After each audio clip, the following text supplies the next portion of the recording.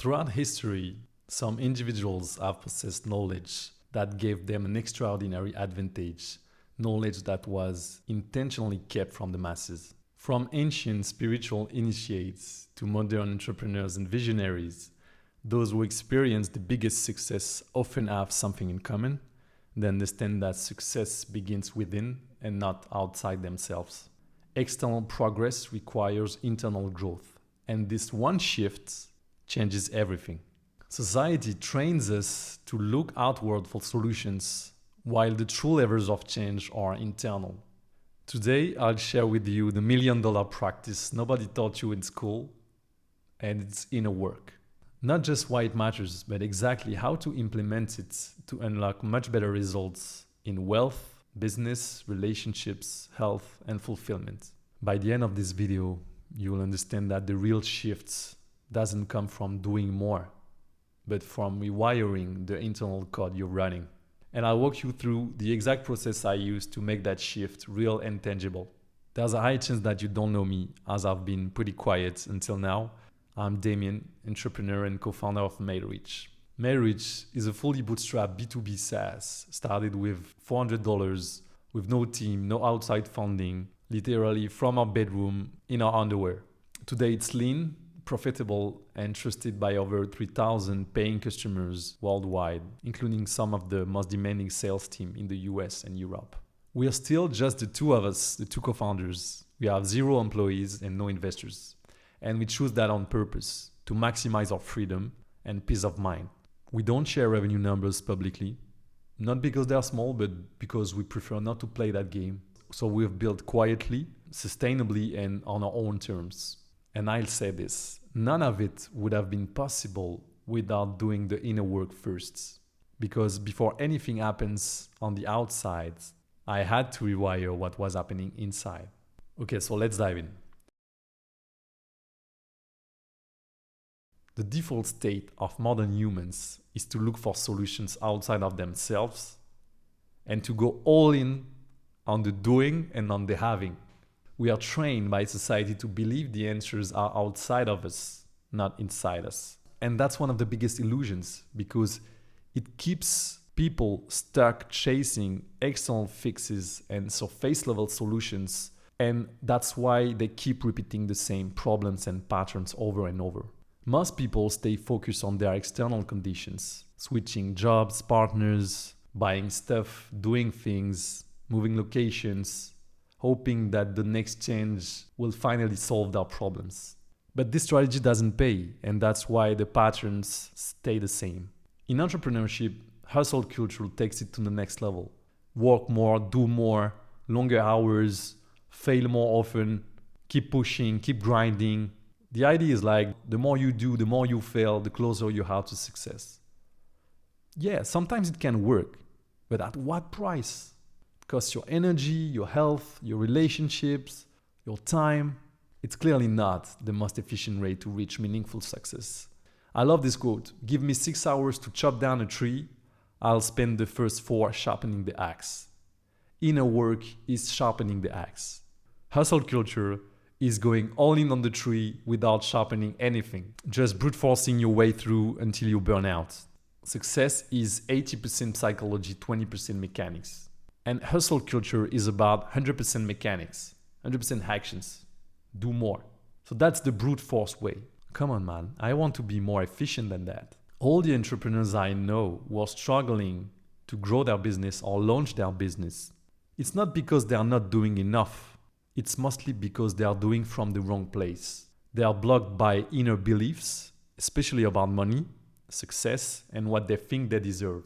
Most of the time, they believe that money is bad or dangerous in some way. Money brings more problems than it solves, could be. Money is a resource to protect, so they count every dollar afraid of lacking. And 4, they can believe that money is just unethical in some way. And so on. There are many different associations that people do with money. And I fully understand that, because I also believe that most of my life. I come from a modest family. I grew up with streetwise kids. Every time we met someone rich, it always came with an insult. So of course, I internalized all of that For years, I believed it too. And that's not just mindset, that's our operating system. Belief shape everything. And it's not just theory, like the placebo effect proves that beliefs impact our health directly. Beliefs impact our relationships. They shape our identity, our self-love, our confidence. And yes, they directly impact the money we earn. There's a quote from Richard Bandler, one of the creators of NLP, who said, "Your belief can either trap you or set you free." And that's so true. You can take all the actions, follow all the best tactics, the best strategies, the best hacks. If your operating system is working against you, then you will struggle a lot. And that's why all the entrepreneurs around me are struggling. They have their operating system working against their success. So now let's dive into how to implement inner work. So there are many practices inside inner work. There's shadow work, belief work, therapy, meditation, journaling. I will not cover all the practices here. I'm going to focus on beliefs rewiring, okay? Because if I would have to select the 20% that produce 80% of the results, I would choose belief rewiring. So the first step when you want to practice inner work to have like just better results from life is to bring awareness to your beliefs. And it all starts with asking yourself some questions. The first one can be, where do I struggle the most in my life right now? What gives me the most pain?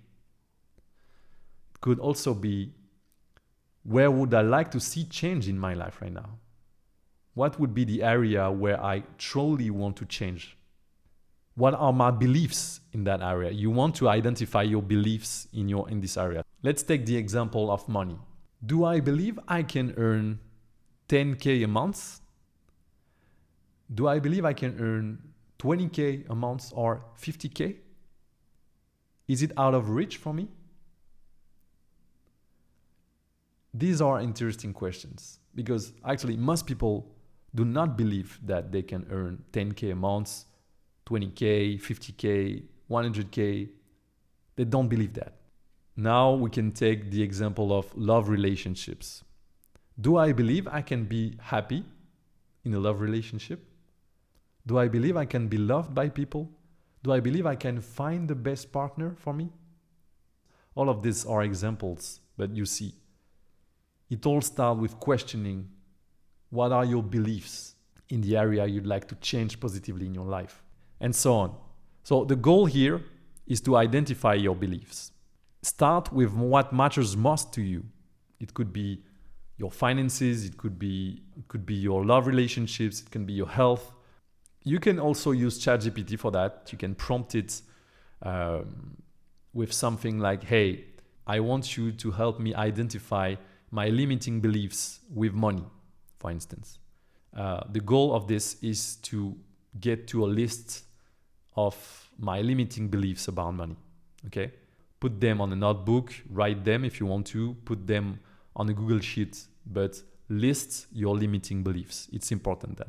And it's cool to muscle the awareness when you say something, when you judge something.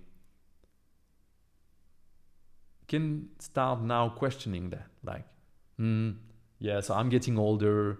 I feel that I'm more tired than before. Is it a belief that if I get older, I will feel more tired? And yes, this one is a belief. So if I say like, hey, man, you can't have it all. If you have a good relationship, you can't have great success in life. This is a belief, you know. There are many more, but now I have a strong radar to identify beliefs when I talk to people. If there's one thing to do is to list your beliefs, to be able to see your internal code. You want to see your code running you. That's your operating system. So the more you're able to identify your beliefs, the better you are to uninstall the limiting beliefs and install empowering beliefs that will 10x your results in life. And that's great, actually. The step 2 is read non-fiction books. to create mental shifts. Let me explain. Books change lives, actually. They go deep, they force you to slow down, reflect, process, and connect the dots. For me, most of the breakthrough I had in life started with a book.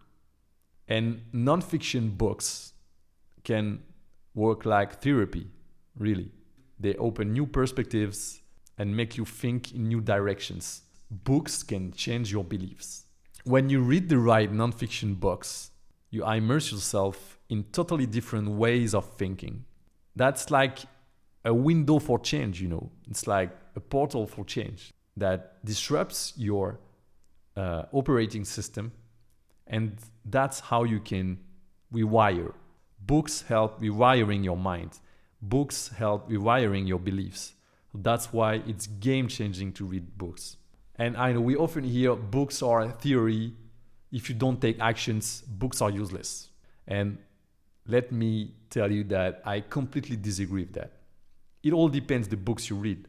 But if you read targeted, great nonfiction books, then that creates a mental shift. And from that, it kind of updates your operating system. And that will create change in your life.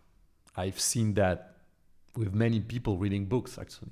And from this updated operating system, then you will take much better decisions, and you will take much better actions, and your actions will be much more relevant. Think of it as sharpening the axe. Updating your operating system, rewiring your internal code is sharpening the axe. And books are great for that, really. But it all depends the books you read, of course. So there are two main problems with books. The first one is that most people don't read books. Now, especially nowadays, people mostly consume short-form content. And actually, short-form content is pretty superficial. It stays on the surface. And it's not enough to create change. To create change, you need depth. You need to go deep, actually. And short-form content doesn't go deep. And the second problem is that people who read books, most of them read books just to follow their curiosity. And that's fine. I have nothing against that. The thing is, if you only follow your curiosity, you don't use books as medicine. And as we all have areas for growth, I prefer using books as medicine to grow. And for that, it means targeting the box. It's not only targeting with your mind, but being intentional with the books. There's this quote, there are $1 million lessons in $30 books. That's a quote from a friend of Noah Kagan, I think. So here's how I choose books. I first reflect on where I struggle the most in my life and where do I want to see change in my life right now. And then I ask ChatGPT and other AIs, but you can do that with ChatGPT, with something like, right now I feel stuck on this area. I have limiting beliefs that are X and Y. I believe this, I believe Y. And I'd like to change my beliefs for much better ones. I'd like to uninstall my limiting beliefs and I'd like to install empowering beliefs. I want you to list me the top 3 best nonfiction books to rewire my beliefs on this area. And you let ChatGPT come up with the books. You can challenge him if you want to.